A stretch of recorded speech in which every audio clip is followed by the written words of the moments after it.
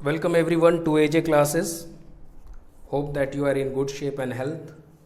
So today we will be starting with a new topic which I promise that I will be starting soon on Thursday, and today is Thursday. So general science. 20 most important questions will be discussed, and it is an important portion which comes in any competitive exams, no matter whether civil service or railway और SSC any. ठीक है.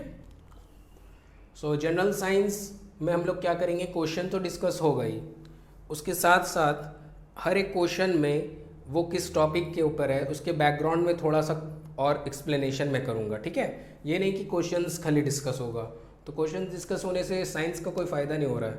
हमारे यहाँ पर कम से कम नहीं भी तो क्वेश्चंस होंगे discuss 300 questions physics chemistry bio तीनों के होंगे. ठीक है. तो ये 300 क्वेश्चंस के हिसाब से मैं 20 करके स्टार्ट किया हूँ. देखते हैं कितना वीडियो बन पाता है एग्ज़ाम से पहले और कितना बाकी रहता है. ठीक है. मैं कोशिश करूँगा कि जनरल साइंस को जल्द से जल्द पूरा ही ख़त्म कर लूँ, लेकिन बीच बीच में आप जानते हैं कि मॉडर्न हिस्ट्री का भी चल रहा है सीरीज़, तो उसको भी कवर अप करना है. फिर मिडीवियल हमारा रुका हुआ है, अब मिडीवियल ख़त्म पे चला गया है, अब हमारा मॉडर्न इंडिया स्टार्ट होने वाला है, तो उसको भी स्टार्ट करना है, और ट्रिक्स वगैरह भी मैं देख रहा हूँ. ठीक है. तो इसमें जैसे कि फर्स्ट क्वेश्चन आप देख रहे हैं, a pond of clear water appears deep then it really is, this is due to. जो कि एक पॉन्ड होता है ना जिसमें हम लोग स्विमिंग वगैरह करता है स्विमर्स लोग, तो उसमें जो पानी होता है वो डीपर क्यों रखता है, ये कौन से प्रोसेस या किस लिए होता है, तो इसका आंसर है रिफ्रैक्शन. अब रिफ्रैक्शन जो आता है पोर्शन ये वाला, ये आता है लाइट के पोर्शन में. लाइट एक चैप्टर है जिसमें रिफ्लेक्शन और रिफ्रैक्शन दो चीज़ आता है. रिफ्लेक्शन क्या होता है, एक पॉलिश सरफेस है. ठीक है. सपोज करिए एक मिरर है, यहाँ से एक लाइन इंसिडेंट आया, एक रे ऑफ लाइट, और फिर रिफ्लेक्ट हो गया, तो ये जो रिफ्लेक्ट हो जाता है उसको बोलते हैं रिफ्लेक्शन. वर्ड से ही आपको समझ में आता होगा कि रिफ्लेक्शन माने जो रिफ्लेक्ट हो जाता है, और रिफ्रैक्शन माने जो होता है कि अंदर पास थ्रू कर जाता है. ठीक है. तो जैसे कि एक रेयरर मीडियम है, एक डेंसर मीडियम है. जैसे कि एक एयर है, रेयरर मीडियम, उसका डेंसिटी कम होता है. वाटर जो होता है आपका डेंसर मीडियम है. इस तरीके से अगर रे ऑफ लाइट ऊपर से आ रहा है और वो पास करेगा कुछ इस तरह से, एक नॉर्मल है जरा, तो यहाँ से एक पास किया रे ऑफ लाइट, तो अगर वो रेयर टू डेंसर जा रहा है तो वो टुवार्ड्स द नॉर्मल बेंट होगा. ऐसे होना चाहिए एक्चुअली ऐसे, लेकिन वो बेंट हो जाता है टुवार्ड्स द नॉर्मल. और सेम उल्टा केस जब होता है, डेंसर टू रेयर जाता है तो ये अवे फ्रॉम द नॉर्मल होता है. ठीक है. तो ये थोड़ा बहुत एक्सप्लेनेशन हो गया रिफ्रैक्शन का पोर्शन से. रिफ्लेक्शन में क्या होता है, लॉ ऑफ रिफ्लेक्शन बोलता है angle of incidence is always equal to angle of reflection. और incident ray, reflected ray and the normal, they lie on the same plane. These are some of the points that I am sharing. Okay, not only the question number 1, what does the question number 1 said कि a pond of clear water appears deep, वो थोड़ा नीचे लगता है बनिस्बत जब हम लोग देखते हैं ऐसा रियली में रहता नहीं है. रियली में थोड़े ही नीचे है, लेकिन ऐसा दिखने में लगता है कि बहुत ज़्यादा शैलो है. ठीक है. सॉरी, डीप है, शैलो उल्टा हो जाता है. ठीक है. तो ये इस तरह से एक्सप्लेनेशन हो गया रिफ्रैक्शन का, रिफ्लेक्शन का. अब हम लोग नेक्स्ट क्वेश्चन में जाते हैं. ठीक है. Star appears to move from east to west because, ये होता है उल्टा रोटेशन ऑफ अर्थ की वजह से. Because earth rotates from west to east. ठीक है. अर्थ जो है वेस्ट से ईस्ट रोटेट करता है एक्सिस पे, लेकिन हमारा जो मूवमेंट ये होता है बाहर में रोटेशन वगैरह, वो ईस्ट टू वेस्ट होता है. ठीक है. अपीयर होता है, ऐसा लगता है. ठीक है. अपीयर माने होता है कि ऐसा लगता है, लेकिन एक्चुअली में होता है अर्थ वो वेस्ट टू ईस्ट. ठीक है. और ये रोटेशन रेवोल्यूशन तो आप जानते हैं कि रोटेशन होने के लिए 24 घंटा लगता है, 24 आवर्स. Revolution 365 days and 1/4. ठीक है. ये काफ़ी इजी पॉइंट ऑफ व्यू से बोला जा रहा है. इसके और भी डिटेल पॉइंट्स होते हैं कि रोटेशन में 24 पॉइंट सम आवर्स होता है. ठीक है. तो मैं ये पूरा एक्चुअल पॉइंट नहीं दिया, ये मैं जो हम लोग स्टार्टिंग में बचपन में पढ़े थे वही वाला डिटेल को शेयर किया हूँ. ज़्यादा इसमें इंपॉर्टेंस कुछ है नहीं. ज़्यादा रोटेशन और रिवोल्यूशन से क्वेश्चंस भी नहीं आ रहा है आजकल। तो नेक्स्ट क्वेश्चन जो हम लोग जाते हैं, convex lens are used for correction of. तो कन्वेक्स लेंस यूज होता है हाइपरमेट्रोपिया, एक बीमारी होता है हाइपरमेट्रोपिया, इसको करेक्ट करने के लिए, ठीक है, करेक्शन ऑफ हाइपरमेट्रोपिया। हाइपरमेट्रोपिया को हम लोग बोलते हैं लॉन्ग साइटेडनेस, लॉन्ग साइटेडनेस। इसमें क्या होता है कि दूर का अच्छे से दिखाई देता है, सामने का हमें दिखाई देने नहीं देता है। और ये ज़्यादातर जो ये प्रॉब्लम होता है 30 ईयर्स जब पहुंच जाता है आदमी, 30 साल की उम्र के आदमियों को ज़्यादा होता है और अबव, ठीक है। और हम जैसे लोगों को, जैसे मेरा ये जो लगा हुआ है ये है कनकेव लेंस, और ये यूज़ होता है मायोपिया को सही करने के लिए, ठीक है। तो कनकेव लेंस यूज़ होता है करेक्ट करने के लिए मायोपिया। मुझे जो बीमारी है वो मायोपिया है, मतलब हमें दूर के देखने में परेशानी होता है, सामने से हमें सब क्लियर दिखता है, ठीक है। इसी तरीके से और 2 बीमारी होता है, एक बहुत इंपॉर्टेंट है प्रेस बायोपिया, प्रेस बायोपिया, बायोपिया, ठीक है।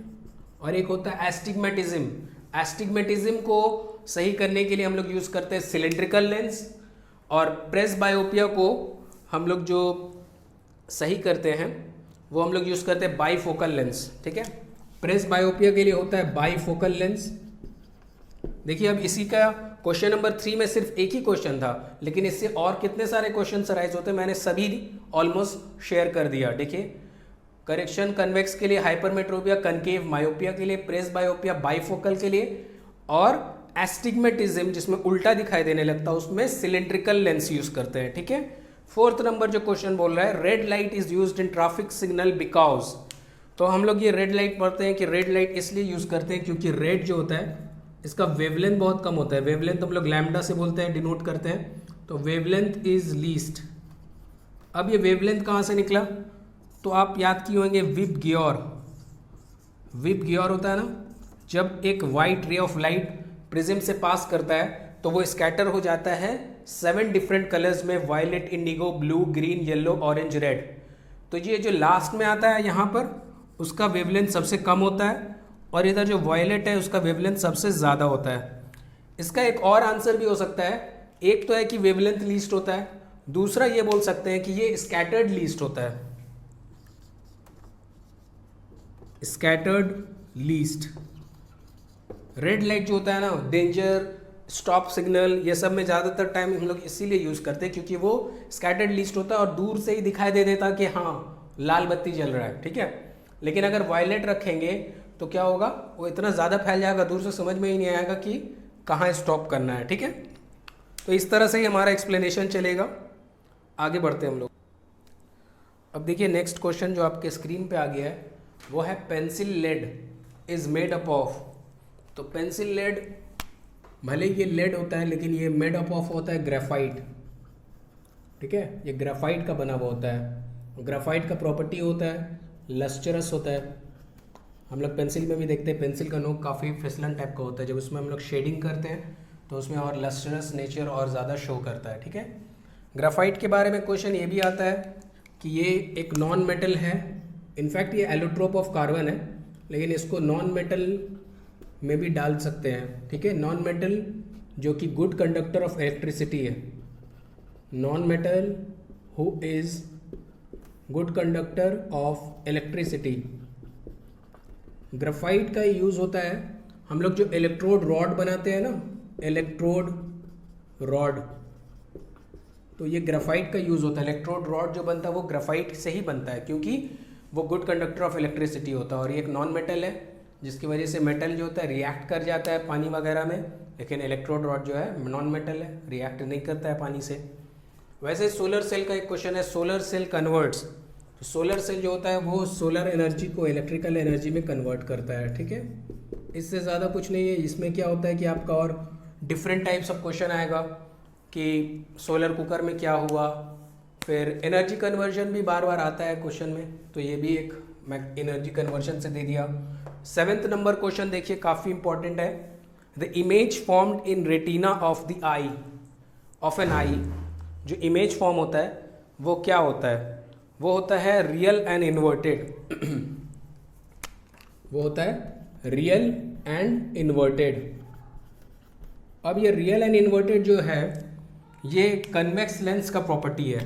तो हम ये भी बोल सकते हैं जो हमारा इमेज फॉर्म होता है रेटिना में वो कन्वेक्स होता है, मतलब कि हमारा जो लेंस होता है आई जो होता है, आई में लेंस है ना, वो कन्वेक्स लेंस की तरह एक्ट करता है। कन्वेक्स लेंस का दूसरा नाम क्या होता है? कन्वर्जिंग, क्योंकि वो कन्वर्ज करता है। और हमारा इमेज कहाँ बनता है? येलो स्पॉट पे, ठीक है, इस पे जाके इमेज बनता है। और यही इमेज के क्या होता है कि कभी कभी क्या होता है कि जैसे एक लेंस में से रे ऑफ लाइट पास किया तो फिर ये जो कन्वर्ज हो रहा है इसी को कन्वर्जिंग बोलते हैं, ठीक है। ये आपके आई का जो अगर हम लोग डायग्राम बनाते हैं तो ये पीछे में येलो स्पॉट रहता है, यहाँ लेंस रहता है, ठीक है। इसी से रे ऑफ लाइट पास किया और यहाँ पर फॉर्म हो गया, ठीक है। तो यही होता है हमारा इमेज फॉर्मेशन ऑफ आई। थोड़ा स्कीमेटिक डायग्राम है, डायग्राम को उतना क्लियर नहीं है। आप समझिए कि ये आई का एक पोर्शन है जो पीछे में रहता है, एक्वस चेम्बर वगैरह, ये लेंस है जिसके डायग्राम को थोड़ा मैग्नीफाई किया गया। रे ऑफ लाइट जब अंदर घुसा तो वो कन्वर्ज हो जाता है, क्योंकि ये जो है कन्वेक्स लेंस है और कन्वेक्स के उल्टा होता है कनकेव। इसमें क्या होता है, ये डाइवर्ज हो जाता है। वर्ड से ही समझ में आ रहा है डाइवर्ज मतलब कि रे ऑफ लाइट इधर उधर चला जाएगा, ठीक है। जो नेक्स्ट क्वेश्चन हमारा लिखा हुआ है, the blue colour of water in the sea is due to, ये होता है रिफ्लेक्शन ऑफ ब्लू स्काई। ये रिफ्लेक्शन की वजह से होता है। अभी हम लोग जितना पढ़ रहे थे थोड़ा रिफ्रैक्शन का भी आया कुछ कुछ, अभी ये रिफ्लेक्शन का, रिफ्लेक्शन ऑफ ब्लू कलर। ऊपर में जो स्काई का रहता है ना, ब्लू स्काई, उसी का रिफ्लेक्शन जो है पानी में दिखाई देता है, इसीलिए ब्लू कलर रखता है पानी का। लेकिन पानी का कोई कलर नहीं होता, ये हम लोग केमिस्ट्री में पढ़ चुके हैं कि water is colourless and odourless, ठीक है। रेनबो, रेनबो जो फॉर्म होता है पानी के बाद, जब थोड़ा देर पानी गिरता है उसके थोड़ा फौरन बाद देखिएगा एक रेनबो बन जाता है। तो ये क्यों फॉर्म होता है? ये होता है refraction and reflection of sunlight. दोनों प्रोसेस होता है इसमें, रिफ्लेक्शन भी होता है एंड रिफ्रैक्शन ऑफ सनलाइट। और कौन होता है? By water droplets. जो वाटर ड्रॉपलेट्स, जो पानी थोड़ा देर पहले गिरा रहा था उसके ही ड्रॉपलेट्स जो है सन के लाइट से, जब वो रिफ्लेक्शन और रिफ्रैक्शन दोनों प्रोसेस जो होता है तो रेनबो एक फॉर्म होता है। रेनबो का कलर याद रखिएगा, जो इससे पहले पेज में मैं बताया था, विपग्योर ही होता है, ठीक है, विपग्योर। सब विजिबल तो एट ए टाइम होता नहीं है, लेकिन कुछ कुछ कलर को आप देख सकिएगा, जैसे कि रेड, ब्लू, ऑरेंज नहीं दिखाई देता है ज़्यादा, ग्रीन दिखाई देता है, ठीक है। तो ये दिखाई देने का भी रीज़न है, येलो ऑरेंज भी दिखाई देता है, ब्लू बहुत कम दिखाई देता है।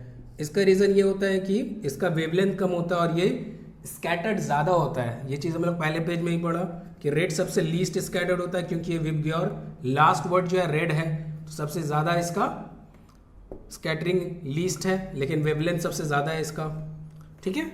तो इसी तरीके से होता है, इसीलिए हम लोग को वायलेट, इंडिगो और ब्लू बहुत कम, इनफैक्ट ग्रीन भी नहीं दिखाई देता है जब ये रेनबो बनता है। येलो, ऑरेंज और रेड काफ़ी दिखाई देता है, विजिबल होता है, ठीक है।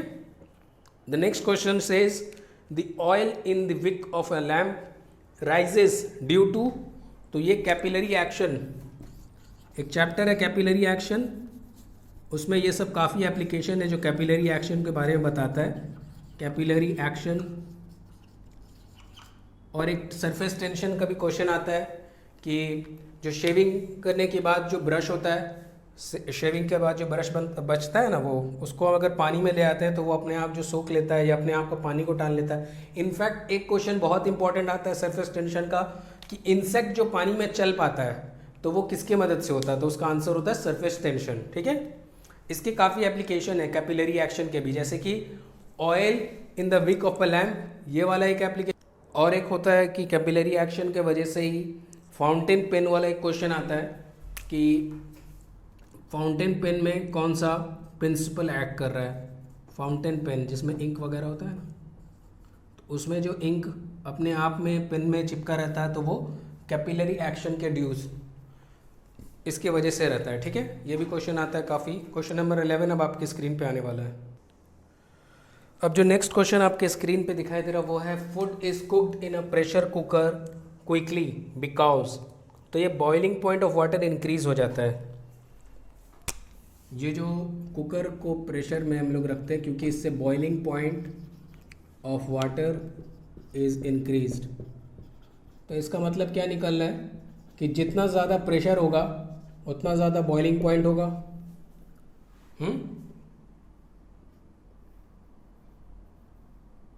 ठीक है, यही ना निकल रहा है, मतलब तो यही निकल रहा है जिसका जितना ज़्यादा प्रेशर होगा, जितना हम लोग प्रेशर में रखें तो बॉइलिंग पॉइंट उतना ज़्यादा बढ़ गया।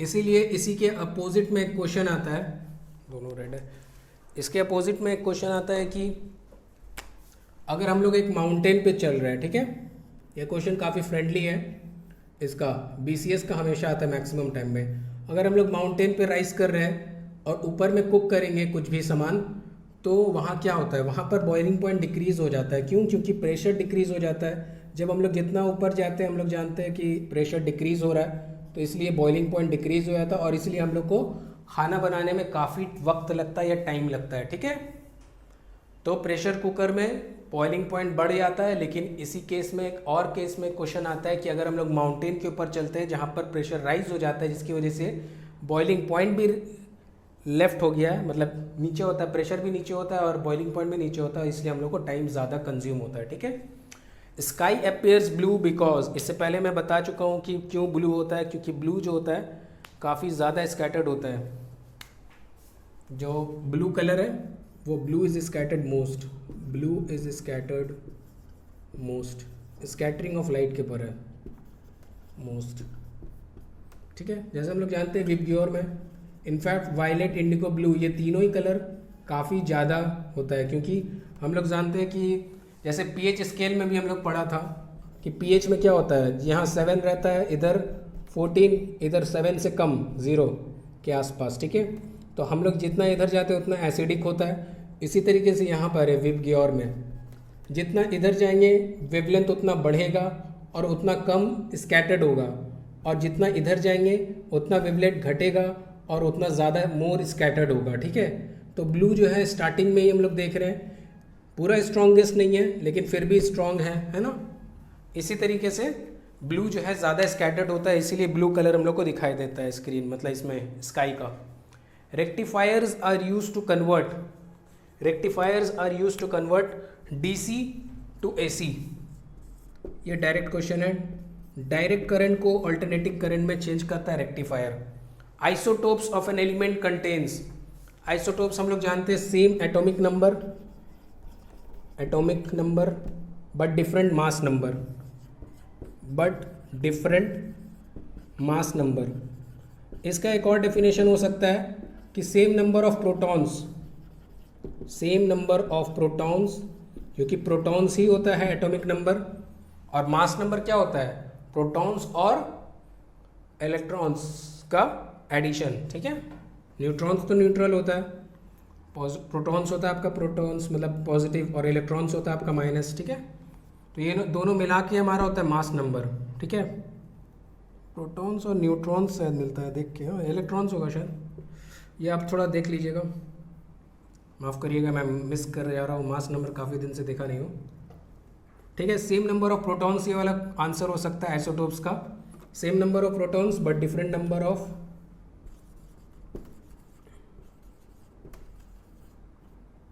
न्यूट्रॉन्स। ठीक है, क्योंकि प्रोटॉन्स और इलेक्ट्रॉन्स एक ही होता है, number of proton is equal to number of electron. ठीक है, photosynthesis takes place faster in, इसका आंसर होगा वाइट लाइट।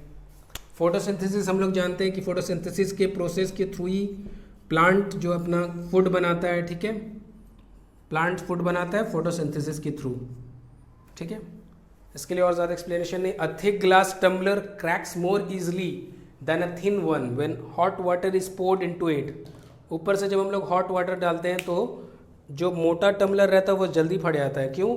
क्योंकि इनर सरफेस जो होता है वो ज़्यादा एक्सपैंड करता है more than outer surface. Inner surface expands more than outer surface। Outer में तो थिक है लेकिन इनर सरफेस में ज़्यादा एक्सपेंशन होता है देन आउटर सरफेस, ठीक है। तो इनर थिन होने की वजह से ही मोटा वाला जो टम्बलर होता है या एक ग्लास का जो टम्बलर होता है, टम्बलर मतलब एक बाल्टी टाइप का, बाल्टी नहीं है इनफैक्ट, थोड़ा बहुत मेजरिंग सिलेंडर का टाइप का होगा, ठीक है। तो ये टम्बलर जो है ये क्रैक हो जाता है जो मोटा रहता है, क्योंकि इनर सरफेस हीट हम लोग जानते हैं कि वो क्या करता है, हीट हमेशा एक्सपैंड करता है। इसका अगर हम लोग एक और क्वेश्चन देखें हीट के थ्रू, तो हीट से एक क्वेश्चन आता है कि हम लोग रेलवे लाइन में जब देखते हैं ट्रैक्स बनता है तो उसके बीच में गैप क्यों देता है, तो गैप इसीलिए देता है क्योंकि गर्मी के टाइम में क्या होता है, ये एक्सपैंड हो जाता है, एक्सपेंशन होता है, एक्सपेंशन, गर्म कोई भी चीज़ होता है तो वो एक्सपैंड करने का वो रखता है, टेंडेंसी, प्रॉपर्टी रखता है, ठीक है।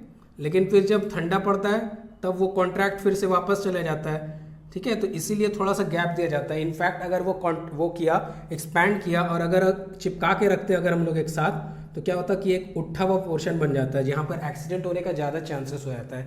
इसीलिए रेलवे ट्रैक्स में भी गैप रहता है। तो हीट से ये समझ में आ गया कि हीट में एक्सपेंशन होता है। और 4 क्वेश्चन हम लोग करके इंशाल्लाह शेयर कर देंगे इसको। अगर आपको ये एक्सप्लेनेशन पोर्शन और जनरल साइंस का जो इनिशिएशन मैं लिया हूँ अच्छा लगा तो लाइक बटन टिपिए और शेयर करिए अपने दोस्तों से। क्वेश्चन नंबर 17 अब आपके स्क्रीन पे आ गया है। वो बोल रहे it is more difficult to walk on a sandy road than a concrete one. Sandy road में चलने में ज़्यादा परेशानी होता है than a concrete road, because ये फ्रिक्शन बिटवीन सैंड एंड, जो सैंड होता है, सैंड और फीट के बीच में जो फ्रिक्शन होता है, सैंड एंड फीट, फ्रिक्शन कम होता है, फ्रिक्शन इज लेस। और फ्रिक्शन लेस हम लोग जानते हैं कि फ्रिक्शन में क्या होता है, फ्रिक्शन जो हेल्प करता है हमको वॉकिंग करने पे, फ्रिक्शन का सबसे अच्छा एप्लीकेशन या यूज़ ये है कि friction helps anyone to walk. Okay, friction act कैसे करता है, अगर एक इंसान इस डायरेक्शन पे चल रहा है, ठीक है, तो फ्रिक्शन सेम पैरेलली उसके अपोजिट में एक्ट करेगा, ठीक है। A man is walking in this direction, तो friction will be acting in opposite and in parallel, ठीक है। और ये सरफेस है, सरफेस पे कांटेक्ट होना चाहिए, ठीक है। आसमान में कोई आदमी उड़ रहा है तो उस पर फ्रिक्शन नहीं होगा, उस पर जो फ्रिक्शन पड़ेगा वो फ्लूइड फ्रिक्शन, जिसका नाम अलग हो जाता है, ठीक है। विस्कोसिटी या विस्कोसिटी भी बोल सकते हैं, लेकिन वो तो लिक्विड वाला होता है, लेकिन एरोडायनेमिक्स का एक कंसेप्ट आ जाता है उसमें, ठीक है। तो खैर उसमें उतना दूर जाना नहीं है। मैन जब एक सरफेस कांटेक्ट पे चलता है तो उसका फ्रिक्शन जो एक्ट कर रहा है उसके जस्ट अपोजिट में एक्ट करता है, जिसकी वजह से वो चल पाता है, ठीक है। और यही केस सैंड और फीट के बीच में फ्रिक्शन कम हो जाता है, जिसकी वजह से वो डिफ़िकल्ट, मतलब कि बहुत ही परेशानी होता है उसको चलने में सैंडी रोड में, then a concrete one. Concrete one के साथ जो फीट का फ्रिक्शन है उसमें ज़्यादा रहता है, ठीक है। Radio carbon is produced in the atmosphere as a result of, तो ये कलीजन होता है फास्ट न्यूट्रॉन्स एंड नाइट्रोजन के बीच में, due to collision between fast moving neutrons and nitrogen present in atmosphere. Nitrogen तो हम लोग जानते हैं कि 78% प्रेजेंट है एटमोसफेयर में, ठीक है। Nitrogen present in atmosphere. Direct question था रेडियो कार्बन के बारे में कि किस तरह से बनता है। Large transformers when used for some time becomes very hot.